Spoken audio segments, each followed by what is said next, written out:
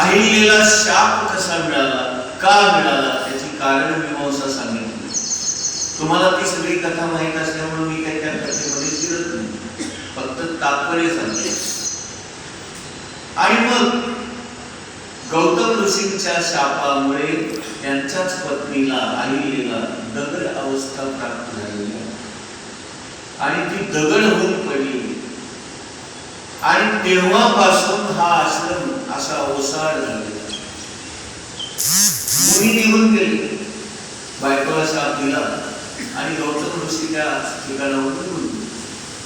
तेव्हापासून तो आश्रम असा ओसाड झालेला आहे आणि असं सगळं भयानक आणि असं सगळं शोकाकुल वातावरण तिथे आहे.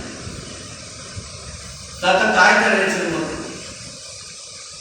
त्यांनी रामाला विनंती केली की तिला उशाप असा आहे की भगवंताचे चरण स्पर्श झाल्यानंतर तिचा उद्धार होणार. आता शब्द काय वापरले नीट ऐका बरं. विश्वामित्र ऋषी सांगताना काय म्हणाले? भगवंताचा चरण स्पर्श झाल्यानंतर तिचा उद्धार होणार आहे. म्हणजे हे रामा, तूच भगवंत आहेस.